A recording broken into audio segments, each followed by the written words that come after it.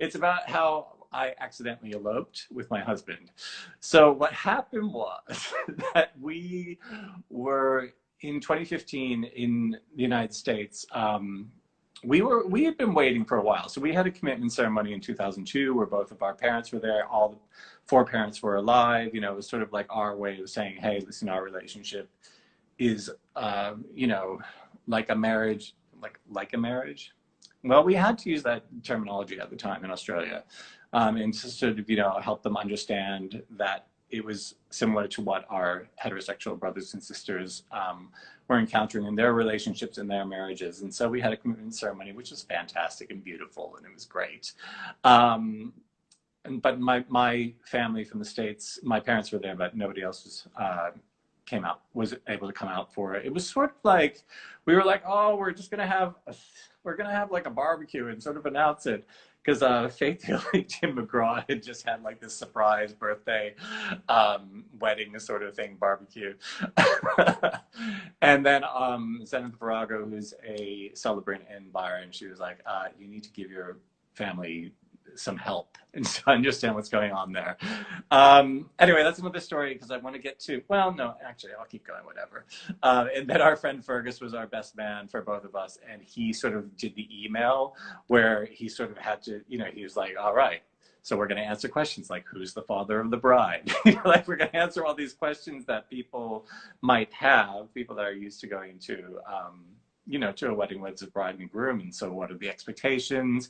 We decided to be super casual. We didn't get dressed up. It was a bit hippy dippy and wonderful and lovely. And we wrote our own vows and all that sort of business. So anyway, so in 2015, fast forward 2015, President Barack Obama says that gay marriage is going to be recognized federally in the United States.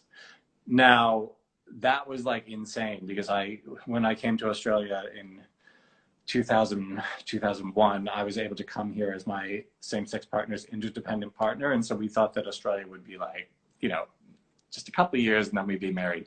No. So America got there first, which is like totally weird. But anyway, so we were like, hey, we're going home for Christmas, so maybe we should get married. So we were like, all right, let's get married. Because we had the kids already, so we were adoptive parents. We were, the illegal parents of our children, but we weren't married, so our kids were bastards. And we just wanted to, to make it all legit. And so Peter arrived. Okay, I was there first, visiting with mom and dad. And Peter arrives, and we're like, okay, well, we're going to get married in Rhode Island because we have really good friends there, and we were going to go to Newport, which is where JFK and Jackie O got married. And we went down, and so we thought, because I had done some research like previously, we knew that in Massachusetts, where I grew up, you needed like a month or 2 months, and one of the person had to be a resident of the state for the marriage. Because in the States, it's like, well, I guess it's here in Australia as well. Every state has sort of different laws, about marriage, within the state lines. So we thought that we were going to go to Rhode Island, and that there was going to be a waiting period, so that we were going to like go, request the marriage license. We were going to fill it out. There was going to be our waiting period. Then we were all going to go back. So this is like a Thursday. We were all going to go back on the Tuesday and get married, right? So Pete had just arrived. I mean, he was jet lagged. Like, it was like the day, like the day after he arrived. And we drove down. We had the kids with us. We went to the city hall or whatever in Newport. And we were like, so we'd like to apply for a marriage license. And so we had, our birth certificates, passports, all that sort of business. So like, okay. So we filled out the stuff, and we were like, so, now that we've done that, like, what's the process? How long do we wait? How do we make an appointment? And they were like, oh, you can get married right now. And we were like, what? Said, yeah, this is like 1 o'clock, right? They're like, yeah, the courthouse closes at 4. So, here's a list of people to call. I mean, the first person is like, the judge, like the high court judge or whatever for the state. So why don't you give them a call and see if you can get married today? So we were like, okay. So I called, And the judge, she was like, yeah. She's like, can you be here, you know, in half an hour? And we were like, we don't have any witnesses, so can you give us like an hour? And she said, okay, well, can you come at 3:30 because we close at 4? So we were like, okay. So we called our best friend Susan, and she wasn't picking up because she was picking up her kids from school, but her sister worked sort of around the corner from the courthouse. So we called Nancy and we're like, Nancy, we want to get married. We need a witness. Will you be a witness? And can you get Susan to call us? Because we really, you know, we'd like to get married today. And Peter, because he's sly, he had the wedding rings with him. Yes, even though we weren't supposed to get married till the following Tuesday. So we all met at a Starbucks. And Susan rocked up with her kids, and our kids were there. And then Nancy came around from work, and we all walked up to the courthouse, and we sort of like went through the metal detector, and we were like, so, you know, do you get lots of same-sex marriages here? And they're like, yeah. Like, yeah, you know, it's not the first time. We were like, okay, cool. So we went in. I think our son Michael filmed it, and it's a very, I mean, it's a legal ceremony. A civil ceremony is very efficient and very quick.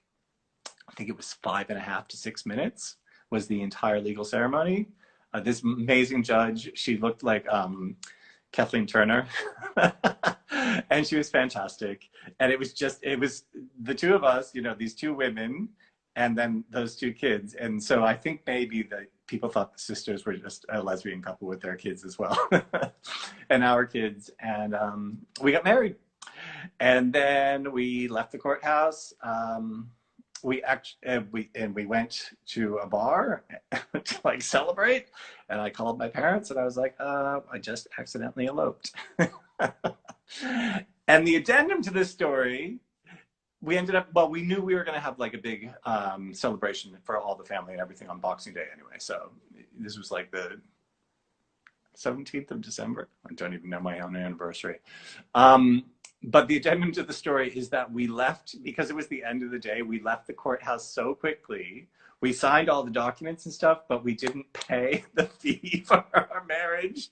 And so we had to go back the next day, or maybe it was the following week, and actually pay the services to the state for our marriage. So that was our legal marriage ceremony in Rhode Island in 2015, December 17th. Peter, you're gonna have to tell me. So there you go. Yay, we're married. We've been together for 20 years. Married for, what, that's 5 now? Okay, cool. And people are always like, oh, so which is the actual anniversary? I'm like, I don't even know. The day we met, the commitment ceremony, now this. So I think we're going to go with the December one. We kind of celebrate all of them. We celebrate lots of things in our family. So that is my story of being gay married. Ta-da!